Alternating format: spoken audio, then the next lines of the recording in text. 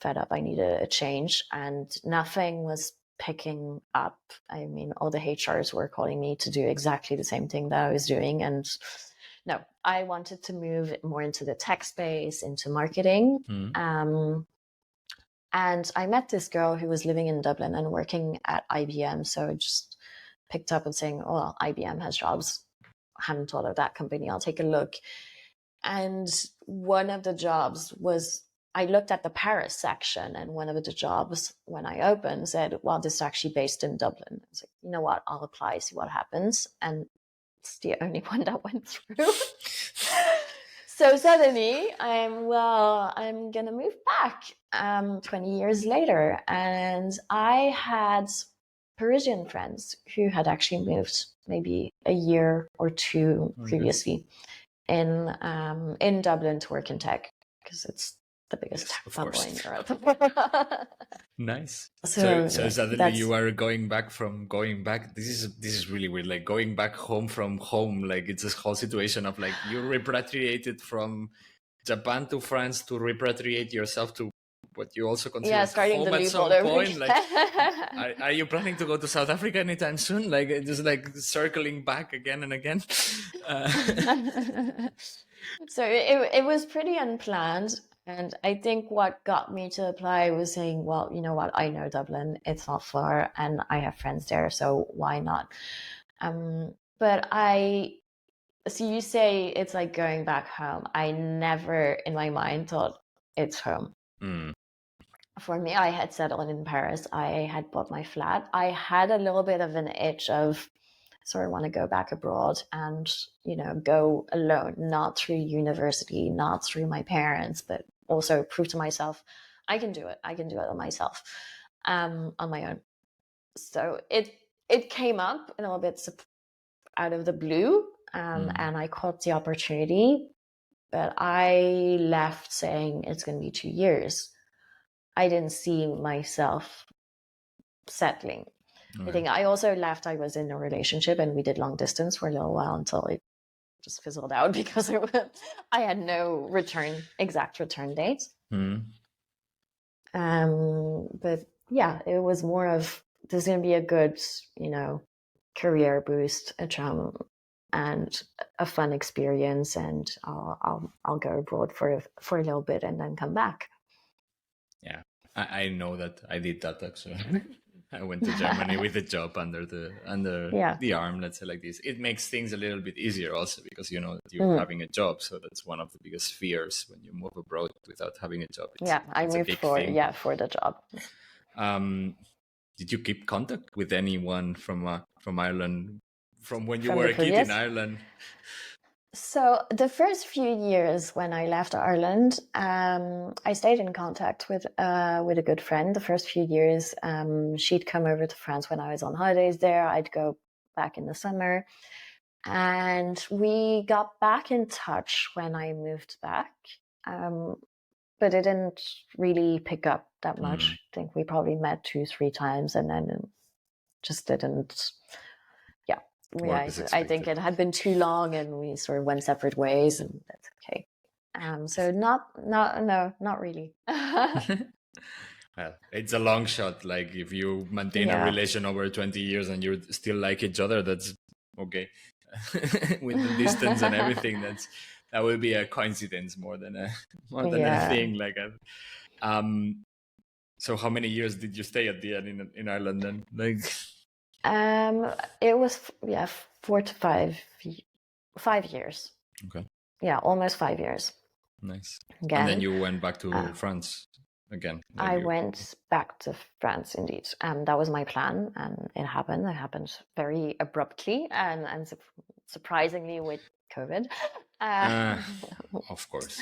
Yes. The big star. The big star. But I sort of see it as a silver lining. So I loved my experience there. Dublin is full of expats. It's an international bubble now versus 20 years ago. It doesn't compare because there's all the Google, LinkedIn, Twitter. Every American tech corp has their European headquarters there, and they hire Italians for the Italian market, French for the French market, German, whatever. So it's extremely European in every single tech company. Everyone's between 25 to 35. It's very young vibe. You start in a company, it's sort of that onboarding promo. So IBM, I think we were 20 starting the same day, and so and everyone's come from abroad, so everyone's looking for an apartment at the same time. Everyone's trying to discover the country, the city.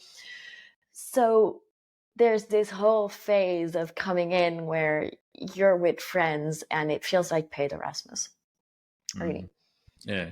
Because everyone's going through the same thing. Everyone wants to go out. Everyone wants to try a new thing. Everyone wants to go go on a weekend. So very quickly you're making connections with your colleagues, at least at IBM, but I think in different companies it's more or less the same, maybe not as big promotions, but still there is this vibe that you find in all the tech companies there, which is, it's great. So if you want to just hang out with French, you can, or you can hang out with other countries, and everyone ends up knowing each other from the different communities in different companies. Everyone refers each other to the different companies to get a job after. The only thing is Dublin is extremely expensive as a city. It's crazy. Housing crisis, wild. It's still gotten worse over the years.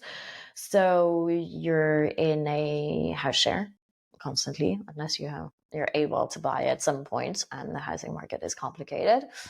And so, yeah, after a couple of years, I used to own my own flat. I owned my flat in Paris.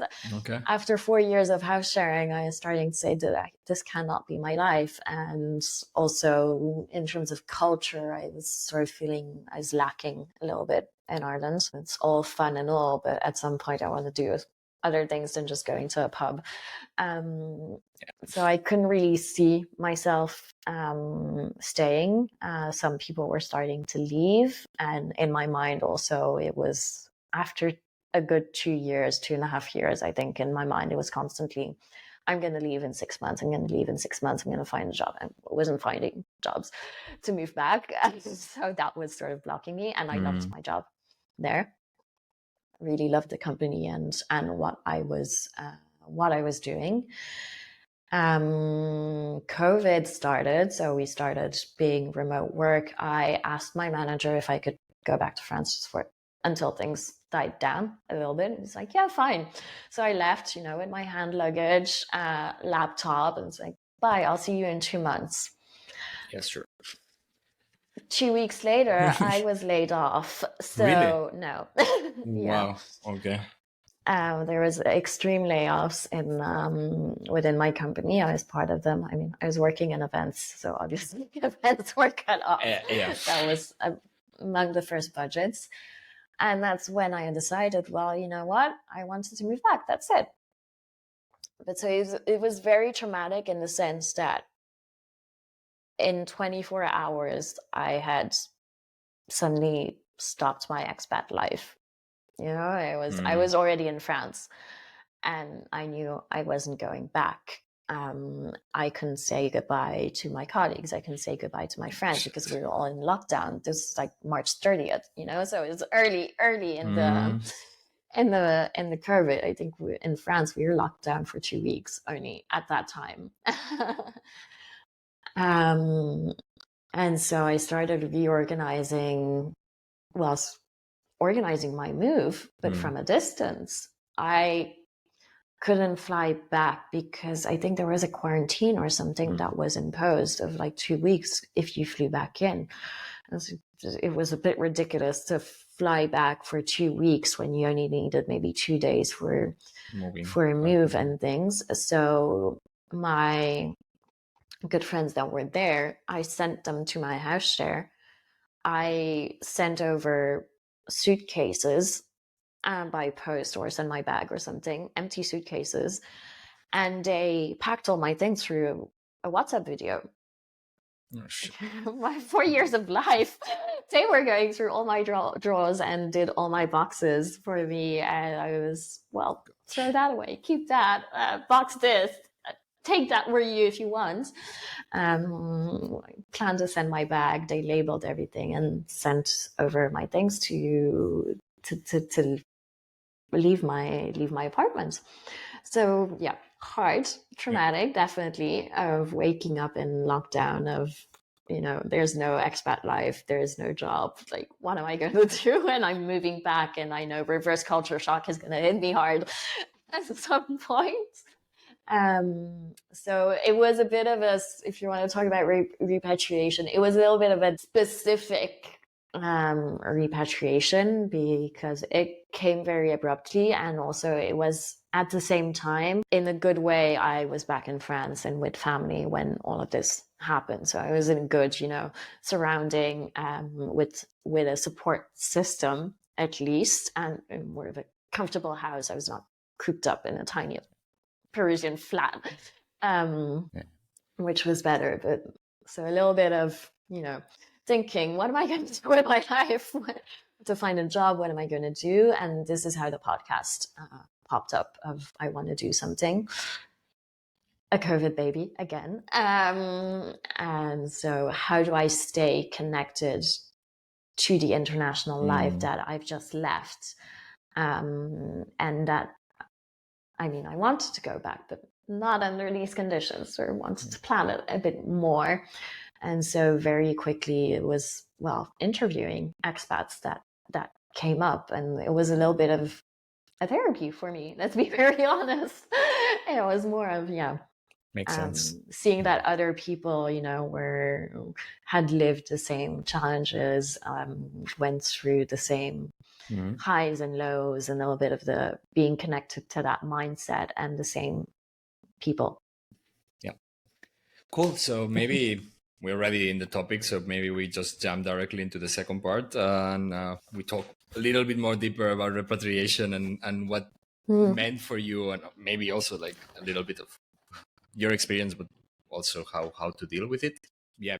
Hey there, everyone. If you're loving this episode so far and you want to stay tuned with other expat experiences, make sure to hit the subscribe button and follow our podcast so you never miss an episode. On top of that, we are now offering one-on-one calls to help you kickstart your own YouTube channel, launch a podcast, or navigate the journey of becoming an expat.